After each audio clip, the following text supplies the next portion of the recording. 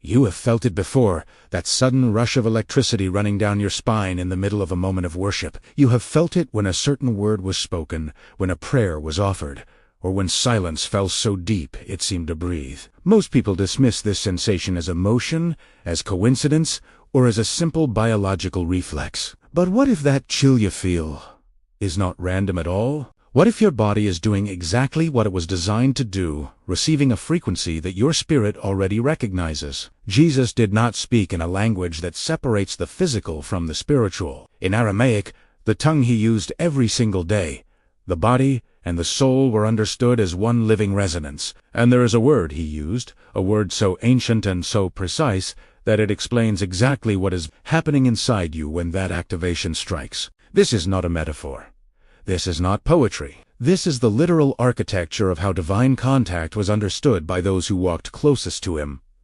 Science today is beginning to detect what ancient Aramaic speakers knew by direct experience, that the human body is a receiver and it can be tuned. What you feel as chills is your nervous system responding to a field it was always created to inhabit. In this session, we are going inside the Aramaic teaching of Jesus to unlock the exact reason your body activates and how to work with that activation deliberately. Do not look away, because what you are about to understand will change the way you experience every single prayer for the rest of your life. Before we can understand what happens in your body during spiritual activation, we must first understand the language in which Jesus described it. He did not speak Greek. He did not speak the formal Hebrew of the temple scribes alone. Jesus spoke Aramaic, the living, breathing tongue of everyday life in first-century Galilee and Judea. And Aramaic is not simply a language of words. It is a language of frequencies. In Aramaic, every word carries a field of meaning that extends far beyond the literal. When Jesus spoke to the crowds on the hillside, the words he chose were not decorative. They were precise transmissions, encoded with layers of physical, spiritual, and cosmic meaning that his listeners could feel in their bodies before they could process them in their minds. The most important Aramaic word for this teaching is one of the oldest and most powerful in the entire tradition. It is the word ruach. In its deepest Aramaic resonance, ruach does not simply mean spirit in the abstract sense. It means the living breath, the animating wind, the divine movement that enters a vessel and causes it to come alive. Jesus referenced this force not as something distant or theoretical, but as something present, active, and accessible. When ruach moves through a space, the human body responds. The spine activates. The skin rises. The breath changes. What you call goosebump, the ancient Aramaic world called the recognition of divine contact. The moment when the outer breath of God meets the inner breath that he placed inside you at creation. This is not mysticism for its own sake. Jesus was extraordinarily practical. Every teaching he gave was designed to be lived, embodied, and applied. Understanding that ruach is a real force, not just a concept, is the foundation of everything that follows in this session. Understanding these frequencies is the first step, but mastering their vibration in your daily life is where the true miracle happens. I receive many messages asking for the correct pronunciation and sequence of these sounds, so I have prepared 2 sacred guides to help you bridge this gap. You can find the link pinned in the comments to begin your practical journey today. In the ancient Aramaic worldview that shaped every word Jesus spoke, the human being was never understood as a passive receiver of spiritual experience. You are designed as an active participant in the divine current, and the physical body, skin, breath, spine, the very nervous system you carry, was understood as a sacred instrument, tuned to respond to frequencies that most people today have been taught to ignore or dismiss.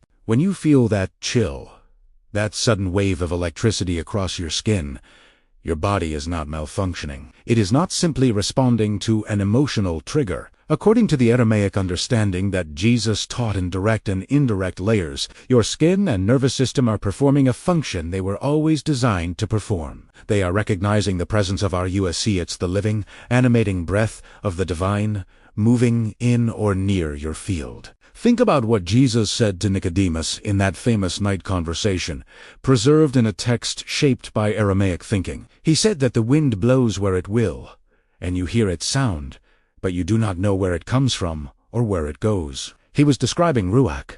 He was describing a force that you can perceive through your physical senses. You can hear it, feel it, be moved by it, even when your mind cannot fully comprehend its origin or destination. Your body was designed to sense Ruach before your intellect can categorize the experience. The chill arrives first, the understanding follows.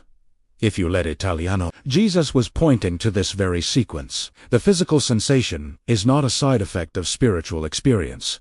It is the entry point. This means that every time you feel that activation, your body is offering you an invitation, a doorway into a deeper current of living presence that Jesus called the breath of God. If this teaching is stirring a deep resonance in your heart, it is a sign that your soul is ready to return to its original blueprint. To support you in this transition, my guides explain the layers of meaning behind the first sacred words, offering you a path to clear the interference of the world. The link to access these tools is waiting for you in the pinned comment. Jesus did not separate the physical from the spiritual. This is one of the most important and most overlooked truths of his Aramaic teaching. The Greek philosophical tradition that later influenced much of Christian theology created a sharp divide between body and soul, matter and spirit. But in the Aramaic world of Jesus, no such division existed. The word Ruach itself makes this unity plain. When the divine breath enters a human being,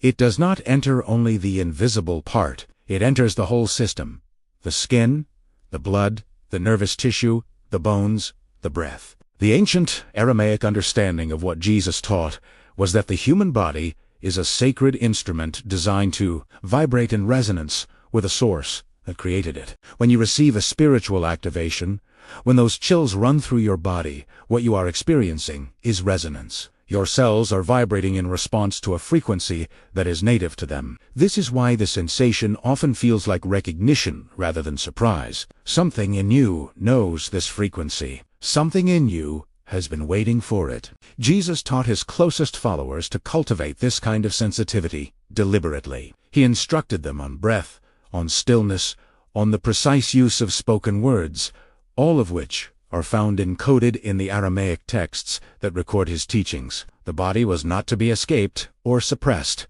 It was to be brought into alignment with Ruach, so that divine contact could flow freely, without interference from fear, distraction, or spiritual numbness. Every great shift in your life has been preceded by a moment when your body felt something your mind had not yet processed. That is, Ruach arriving ahead of your understanding. That is the language Jesus spoke, the language your body was designed to hear before your thoughts catch up. The accounts preserved about Jesus are filled with moments where contact with him produced immediate physical responses in those around him. People fell to the ground. People wept without understanding why. People felt heat leave their bodies and healing enter. These were not fabrications added for dramatic effect. In the Aramaic tradition that shaped every account of his ministry, these physical responses were the expected result of proximity to a being whose alignment with Ruach was total and unbroken. Jesus was not simply teaching about spiritual power. He was demonstrating it, transmitting it, and activating it in others through direct contact with his presence, his words, and his breath. The Aramaic word for this transmission is rooted in the same family as Ruach. It speaks of a breath that carries intent, a breath that delivers a specific frequency into a receiving field. When Jesus breathed on his disciples after the resurrection, as recorded in the Gospel of John, this was not a symbolic gesture. In the Aramaic understanding of the world, breath was the carrier of living intention. He was literally transmitting Ruach into their systems, activating capacities that had been present but dormant, igniting frequencies that had been waiting for the right catalyst to awaken them. This is exactly what happens in you when a spiritual activation occurs during worship, prayer, or deep silence. Something, a word, a sound, a moment of genuine surrender, acts as the catalyst, and the Ruach that has always been inside you, the breath that Jesus said the Father breathed into human beings at the beginning, responds. It rises, It moves, and your body registers that movement as a chill, as warmth, as electricity, as tears that arrive before any thought does. Understanding that the chills you feel are not random is the beginning. But Jesus did not teach his followers simply to notice the presence of RUACH and then return to ordinary life. He taught them to cultivate a living relationship with this frequency, to create conditions in which contact could occur more consistently, more deeply, and with greater transformative effect on every area of their lives. The first practice he modeled was breath. Conscious, deliberate breath is one of the oldest bridges between the human nervous system and the field of Ruach. When you slow your breath intentionally, when you make each exhale an act of release, and each inhale an act of receptivity, you are tuning your entire system to the same frequency that Jesus described when he taught that the one who surrenders their grip on life will find it return to them in fullness. The second practice he modeled was the deliberate use of Aramaic sound. Jesus did not pray in silence alone. He spoke, he cried out, and he used specific words whose resonance in the Aramaic tongue created living vibrations in the physical space around him. The word Ruach itself, when spoken slowly and with genuine intention, produces a breath-like vibration in the chest and skull that many practitioners describe as triggering the exact same sensations, chills, warmth, and expansion that appear spontaneously during worship. The third practice he modeled was presence. Jesus was fully present with people. Not distracted, not performing, not managing an agenda. That undivided quality of attention is itself a form of RUACH transmission. It is what he meant when he said, "Where 2 or 3 are gathered in alignment, there I am also." He was describing a frequency field created by aligned presence. You already know how to do all of this. Your body has been showing you every time you felt that chill and knew, without needing anyone to explain it, that something real had just arrived. What you have explored in this session is not new information. It is a remembering. Every chill you have ever felt during prayer, every moment of unexpected warmth during worship, every tear that arrived before a single thought formed, these were never random. They were not accidents of biology or emotion. They were your body doing exactly what Jesus described it was designed to do: receive, recognize, and resonate with the living frequency of RUACH. The teaching of Jesus in Aramaic was never meant to be a distant philosophy. It was meant to be a lived experience, something that moved through your body as surely as breath moves through your lungs. When he spoke of the kingdom, he was not describing a far-off place. He was describing a state of alignment, a state where the human nervous system, the conscious breath, and the divine frequency of Ruach are operating in unity. You have felt that unity. Perhaps only in glimpses, perhaps in moments so brief you doubted them afterward. But you felt it. And that feeling is your most reliable evidence that the teaching is true. Not doctrine, not argument, not theology. The sensation in your own body is the testimony that cannot be fabricated. This is the ancient technology of Jesus. Not metaphor, not mythology, but a living system of contact that was placed inside you before you were born and has been waiting for you to turn toward it with full attention. The word RUACH is not a word to be memorized. It is a frequency to be inhabited, and every activation you feel is an invitation to inhabit it more completely. You are not at the beginning of this journey. You are already inside it. You have always been inside it. Visit Divine Light Academy at the link below to access my complete guides and start your journey into the living language of the Masters. But before you go, I want to hear from you. What did you feel during this session? Comment the word restoration below if you felt a shift in your energy today. We read every response, and your testimony strengthens this entire community of light. Right now, before you close this video, come to the comments and tell us, what did you feel?